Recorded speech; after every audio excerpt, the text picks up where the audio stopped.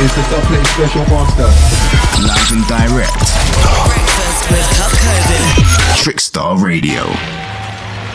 Yes then, people, we're back inside the building once again. It's just gone 4 minutes past 9 here on the big bad Trickstar Radio, so you know what time it is. It's time for us to jump into the interview hour as we continue our long-standing tradition of getting different guests from around the UK and beyond to come on, discuss what they do, and look into the future of their projects. Today, we are joined by one of the most active names in UKG right now, a personal friend of mine, someone I have a lot of time for, and someone who has the consistency levels of a god. Man like Smokey Bubblin B joins us. How are you doing, sir?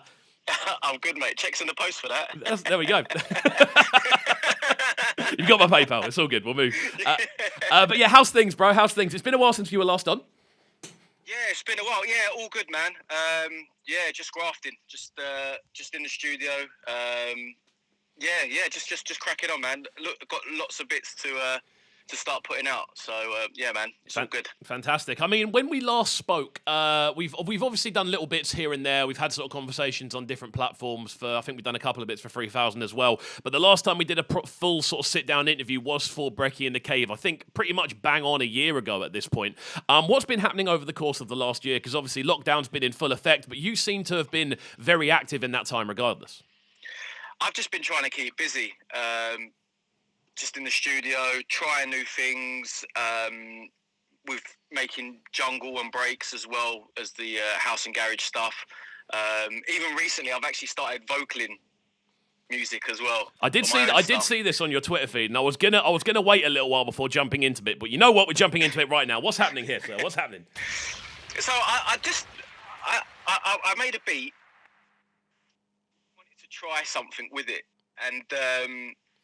So I just started writing. I mean, it's not finished yet, but it's sounding all right. It is sounding all right. So what kind of pushed you into doing the vocal side of things? Because obviously you've been primarily a producer first, as far as I'm aware, the whole time. Yeah, do you know what it is? I think it's just lockdown. It's just giving me a creative spark. Where, I mean, I don't think, even with stuff like the jungle and the breaks, if we didn't have lockdown, I don't think I probably would have done that stuff. So I think it's just trying to push myself and come out of my comfort zone a little bit and just trying something new. Awesome, man. Well, I'm looking forward to seeing it. And obviously, as a producer who's very much in and around that garage world, you are one of the sort of higher ranking names in that sort of scene. I'm looking forward to hearing what you do vocally. Like, who are you taking inspiration from? So probably people like Smasher. He kind of inspired me to do it. Mike Skinner as well. So it's probably more of on a spoken word tip. I'll leave it at that. Nice. I'm looking forward to hearing it, man. It's a good way to start off this conversation, because obviously the last time you were actually on Trickstar was quite recently for the Phase Transition event. Just to have a little bit of a recap, I wasn't actually here on the Sunday. I was here on the Friday and the Saturday, but unfortunately I did miss the Sunday. How did you find that whole experience being down in the room as well? It was vibes, and the sound system was phenomenal. It was like being in a nightclub, and that is the first time that I've heard, especially a lot of the bits that I made over lockdown on a big system.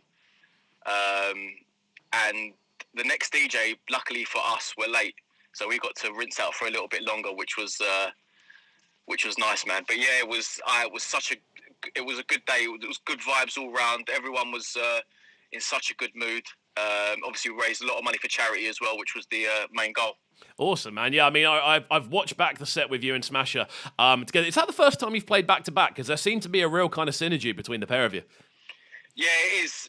Me and Smasher, we go back and, we're good pals. But in terms of doing a back-to-back, yeah, that is the first time for us. Awesome. Well, it looked really, Won't really be the good. last. I was going to say it looked really good. It's definitely something that the pair of you need to revisit at some point. And obviously, over this sort of lockdown period, as we were saying, you've been active. You've been working on not just garage music, but breaks and jungle as well. How's the more sort of breaks and jungle side going? Like, how did you get? How did the releases go down essentially? Because I remember you talking about releases last time we had a conversation.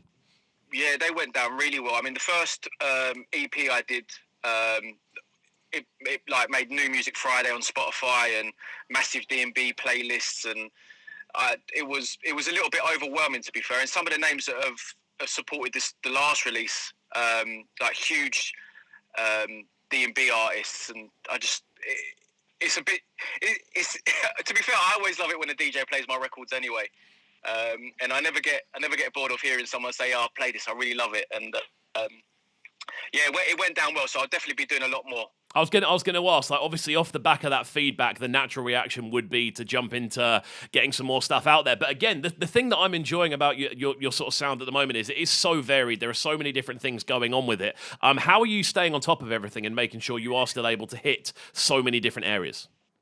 That is hard, and I've recently got my Mac back because I had a lot of trouble with it because I updated it. Which, if I'm going to give any come piece on, of advice today, that's schoolboy. You never update anything. Come on. No, just don't update it. Keeping on top of it is hard, but jumping from one project to another, it does keep it a little bit spicy. So if you get stuck on a certain section, then you go to something else. You gain inspiration and you can go back to it and then crack it out. But yeah, I mean, in terms of the jungle, I've started a collab with Tough Culture and a jungle tip as well. Wow.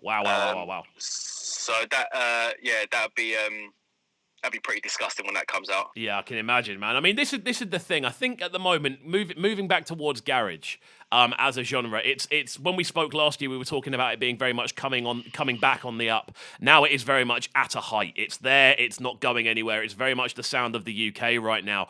How does it feel, kind of being essentially a part of making that happen? I just do my bit. I don't really look at it like that.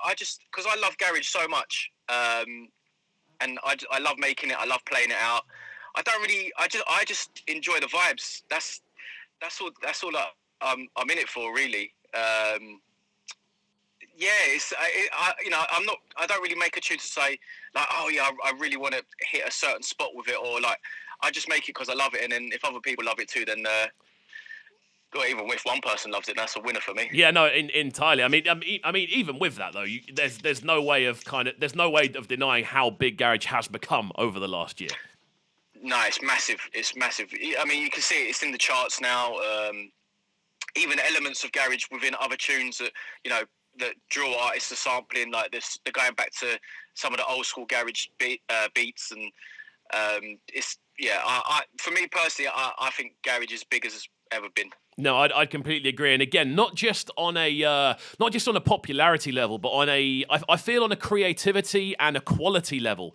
When we're actually talking like quality of the tunes that are doing well, I also think it's never been higher. And it's a great thing to see. But what we're going to do next is jump into a newish bit from yourself. It goes by the name of Never Felt. Talk to me about this tune before we do jump into it. So this one is out now on Garage Shared. Again, just had a lot of fun with it. Just finding old stabs and old snares and just making them my own. And I wanted to take a little bit more of a summertime feel.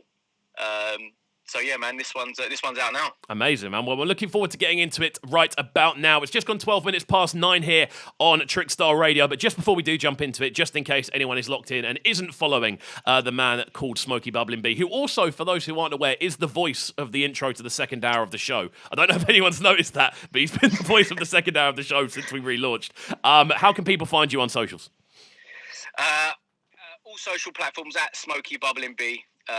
If you normally put Smokey B in, it normally comes up straight away. Amazing. Well, we're going to jump into this one right about now. As always, my friends, please do remember you can check out all of these interviews back on the Trickstar Radio app and, of course, the SoundCloud as well. That's soundcloud.com/Trickstar Radio. You can also check out all the interviews over on Spotify and Apple Music. Simply search Breakfast with KXVU, the interviews, and all of them will appear there. And you can also check out all the video footage over on youtube.com/CubCamTV. Keep it locked and don't go anywhere, people. We'll be back in just a second talking about the future plans of a man like Smokey Bubblin B. This is Breakfast with KXVU, bringing you their morning flavours on Trickstar Radio. Trickstar Radio.